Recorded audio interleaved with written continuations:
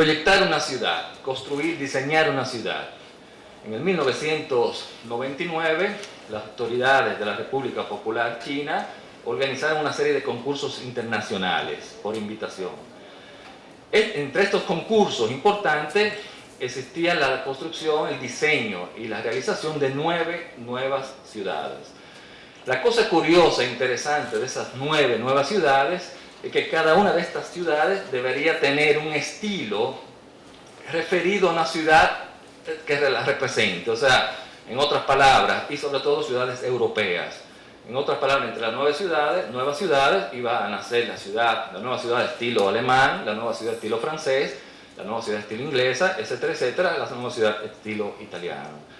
Nosotros fuimos invitados junto a 12 grupos de estudios de arquitectura italianos para claramente participar en el concurso por invitación de la ciudad estilo italiano.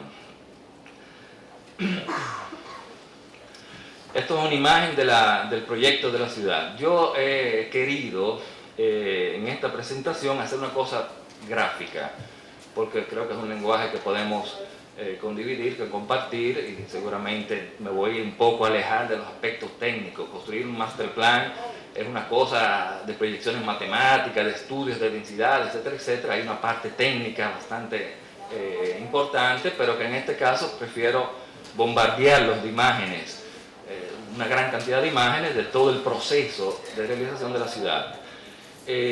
Voy a dividir la presentación en 3 partes. Una primera parte que veremos inmediatamente es la parte del concurso, el concurso internacional. Es un concurso que fue organizado para ser desarrollado en 3 meses, solo 3 meses, proyectar una ciudad en 3 meses. Estaba dividido en 3 presentaciones. Una primera presentación inicial, que era la de aceptación de la invitación, siempre en Shanghái, y más o menos el primer intercambio de documentación. Una segunda fase del concurso, en los 3 meses, que era la fase intermedia, al mes y medio era ya una presentación de la dirección que tomaba cada grupo en cuanto a la proyectación de la ciudad de Puyang. Y la última parte era al cabo de 3 meses, la presentación final, que era ya el proyecto definitivo. Esto permitía a los chinos tener una idea ya desde la presentación a mitad al mes y medio, de tener una idea de cómo iba dirigida cada grupo, cada proyecto del grupo, y tener una idea general de cómo iba desarrollándose el proyecto. La cosa sorprendente e interesante es que al cabo de 2 días, luego de la presentación final, se fue declarado oficialmente un ganador. Yo pienso que gran parte del éxito que tuvimos en cuanto a haber ganado el concurso fue, y la parte seguramente más complicada, no solo de la parte de la arquitectura, sino de la parte de la relación que se estableció entre nosotros, un estudio de Milano, y un gobierno un poco misterioso, digamos así. En los años 90 todavía la China no tenía esa apertura que existe hoy en el turismo, en el comercio, etcétera, sino que todavía mantenía ese sabor un poco misterioso, un poco con cierta resistencia a dar las informaciones, con cierta dificultad realmente de haber ese contacto. Y posiblemente uno de los grandes logros de nuestra oficina fue el hecho de lograr establecer esa distancia crítica, ese diálogo positivo, que seguramente fue la base del resultado exitoso de la construcción de todas las fases de la ciudad. ¿Qué significa una ciudad estilo italiano? Es claro que para un estudio de arquitectura como nosotros en Milano, que tiene seguramente una gran potencial a nivel intelectual, no significa reconstruir un Disneyland a la italiana en China. No significaba tampoco poner algunos edificios, referimiento de la imagen arquitectónica, urbanística de Italia, meter el Coloseo, o la Torre Pendente de Pisa, o el Campanile de San Marco. Significaba una cosa mucho más profunda, mucho más abstracto. Y eso posiblemente era la parte más complicada de esta operación, el sentido de lograr hacer entender a nuestros clientes, a los chinos, qué cosa significaba, qué cosa teníamos que demostrar, qué cosa sería el principio fundativo de una ciudad de estilo italiano. Fue complicado, bastante difícil. Nosotros teníamos una oficina asociada en Shanghái, que era la TAPE, que tenía un personal profesional de 250 personas, de los cuales 10 solo hablaban inglés. O sea, era un inglés de cierta conveniencia, o sea, que querían entender lo que realmente querían entender. O sea, que era una situación bastante difícil. La ciudad de estilo italiano. Es claro que yo voy a mostrar unas primeras imágenes de lo que fue el proceso, digamos, de reconocimiento de algunos elementos importantes, algunos alineamientos importantes que permiten luego definir el principio fundativo de la ciudad. La ciudad italiana es la ciudad conocida, digamos, es la ciudad de fundación romana. Era un simple esquema, como vemos en algunos ejemplos de ciudad, la ciudad de Aosta, la ciudad de Milano, la ciudad de Roma, la ciudad de Verona. Era un simple cruce de vías que eran definidas con el caldo y el decumano, donde luego se transmitían una serie de vías perpendiculares y paralelas y formaban una especie de cuadrícula. El damero, que es lo que Obando implementó en la ciudad de Santo Domingo, que será el esquema que será repetido en toda América. Otro de los conceptos importantes a nivel intelectual, a nivel profundo, era la cualidad de los espacios abiertos. Es claro que para los chinos no existe la piazza, no existe el pórtico, no existe el sotopórtico, no son elementos que representan, digamos, la civilización arquitectónica, urbanística que nos encontramos, sino que teníamos que implementar la presencia, la riqueza del espacio abierto. Es claro que demostrábamos con una imagen de la ciudad ideal atribuida a Piero La Francesca del Museo del Palacio Ducale de Urbino, donde se ve esa relación en perspectiva a partir del 400, donde se ve la elegancia, la vivencia, la posibilidad de expresión prospectica de las profundidades y sobre todo lo espacio abierto, el espacio que trata y tiene como importancia el encuentro entre las personas, el diálogo, el famoso coloquio humanista de los grandes, del gran periodo del Renacimiento. Otra de las cosas interesantes y sorprendentes fue que hicimos un estudio de la casa tradicional china, de la casa tradicional pompeyana, o diré romana, y de la casa veneciana, encontrando sorprendentes analogías. O sea, hubieron muchas relaciones que eran posibles, que eran similares. El territorio de la ciudad de Puyang y de la ciudad de Shanghái. Como vemos, en la parte superior, la ciudad, la metrópoli gigantesca de la ciudad de Shanghái, y en bajo, a derecha del río, el intervento de la ciudad de Puyang. Se ve un poco porque la luz no permite, pero se ve el intervento, una ciudad de 150.000 habitantes. El territorio que nos encontramos en fase. Claramente, todo lo que voy a explicar en esta primera parte es la fase del concurso. Ustedes verán la cantidad casi maníaca de elaborados, de maquetas, de diseños que se hicieron. Eran unas 25 personas trabajando 24 horas por 24, todo hecho por nosotros en Milano. Claramente las maquetas, los modelos se trabajaban en Shanghái, según nuestras indicaciones, porque resultaba logísticamente más práctico, aparte de económicamente, ya estaban en el sitio, no había que transportarlos. Iban siendo elaborados contemporáneamente mientras iban estudiando las partes de la ciudad. Es un territorio totalmente plano, como vemos, digamos caracterizado por unas ciertas estructuras flexibles dedicadas totalmente a la agricultura. Una serie de canales de irrigación agrícola, como vemos hay un trazado de irrigación agrícola y un canal central que divide la zona de la ciudad en dos partes, la parte superior y la parte inferior, y al este la parte del río Huangpo, que es el que pasa directamente por el centro de Shanghái. Una estrada, una vía, una avenida importantísima en la parte este, que es la que limita el perímetro de la ciudad. Tenemos que recordar que, según el bando del concurso, la ciudad debería ser una ciudad finita, o sea, una ciudad platónica, terminada. No era previsto un crecimiento de una parte, tenía que ser una ciudad cerrada totalmente. Era delimitada por el río Huangpo, por esa calle importante regional que comunica Shanghái con diferentes partes de la región, una calle superior arriba y una inferior abajo, y siempre todo delimitado al centro por el canal navegable comercial que existe actualmente. El concepto de la ciudad cerrada, de la ciudad que no permite una ampliación fuera de sus límites, es claro que da una pauta muy fácil para una ciudad italiana o europea de hacer una ciudad amurallada. Sin embargo, nosotros preferimos crear los límites de la ciudad con una serie, la implementación de un sistema de bastiones, o sea, de terraplén, de planos inclinados, que como quiera limitan la ciudad, pero también ofrecen diferentes funciones, tanto deportivas como de recreación, como de función, parqueo, etcétera, etcétera, como veremos más adelante. El proyecto del concurso de la ciudad de Puyán es este, una ciudad de 150.000 habitantes, el río Huampó, los confines, como ven ahí en la área verde de los bastiones, y las diferentes densidades de la ciudad, como era prevista en el plano del concurso. La espina central que se ven de servicios importantes, no solamente para la ciudad de Puyán, sino para toda la región, en el canal navegable comercial que es existente, y todo un trazado de una viabilidad que simplemente lo que hace es reorganizar, dar una cierta lógica al trazado existente. Pues una gran cuadrícula, como se ve en esta imagen, o sea, un sistema de una viabilidad regular con una lógica seguramente muy racionalista.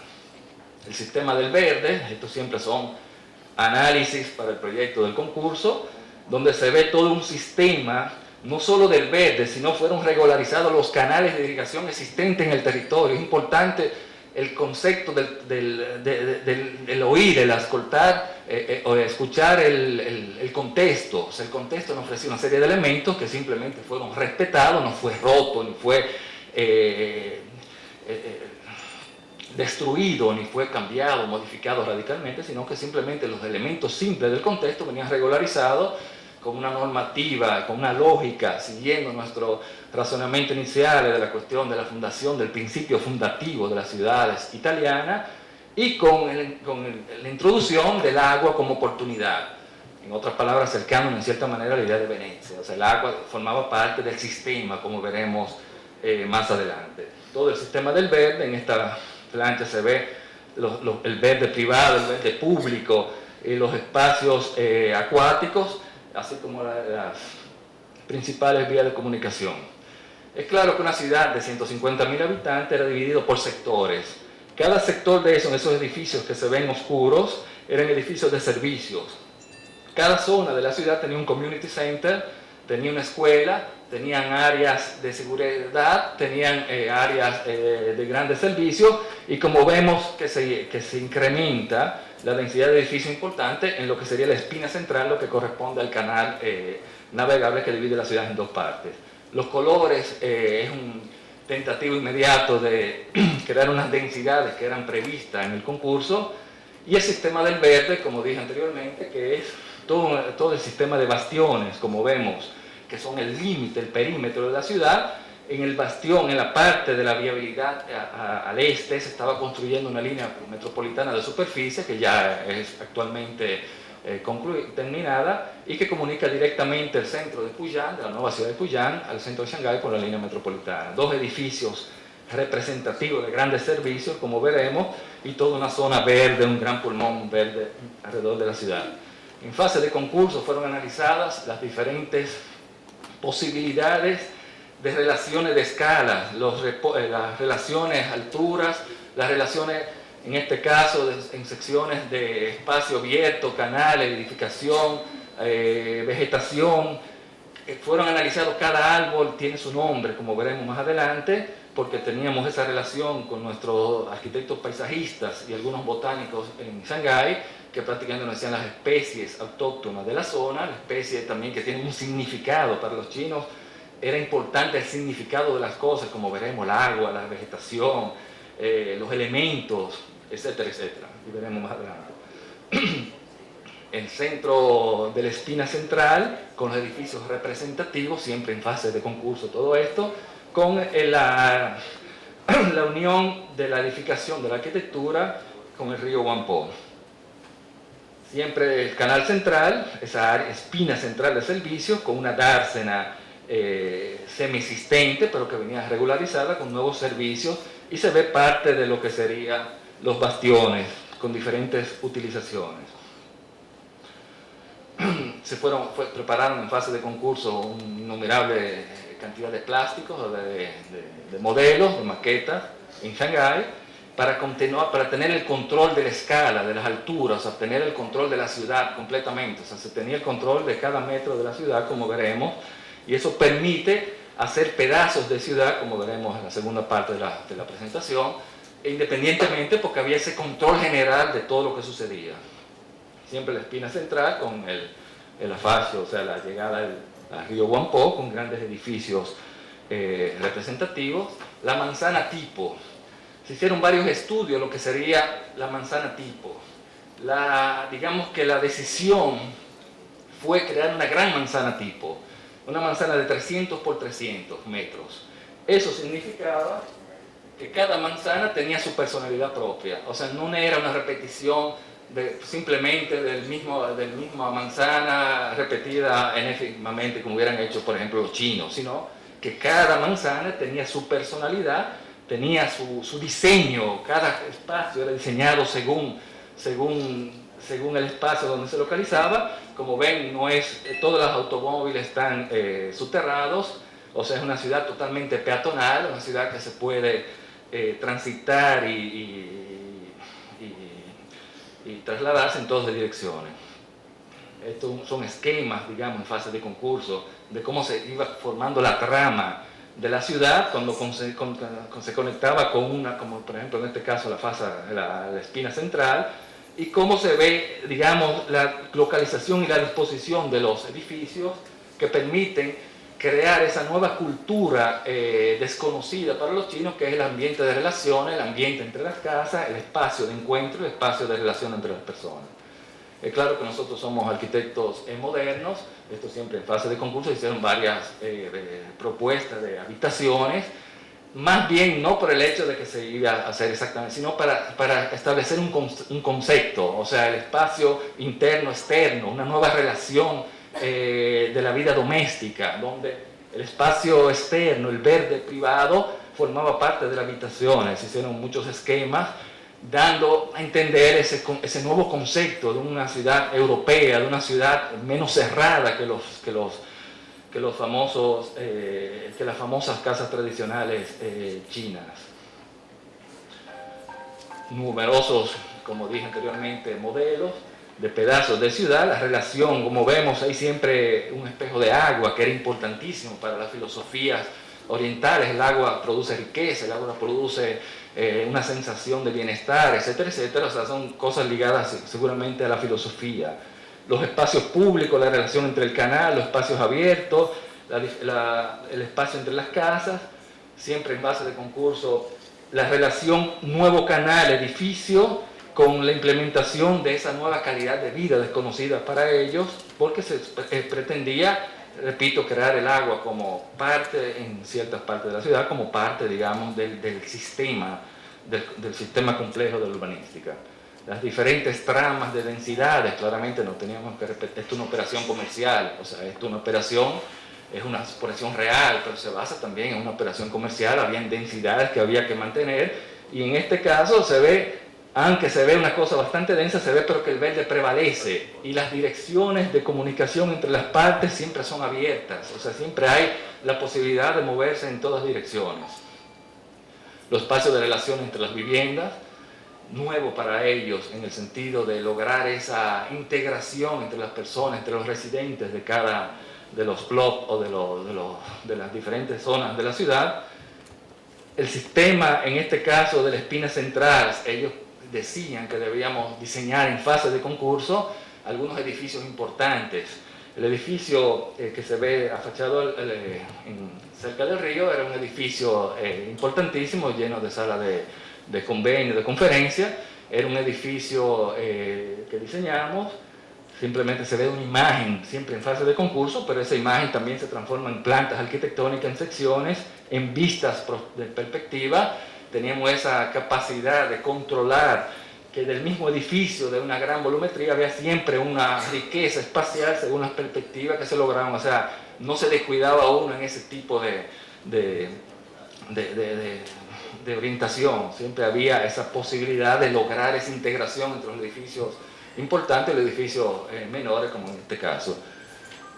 las diferentes análisis de las relaciones entre el canal, la habitación, el vehículo soterrado,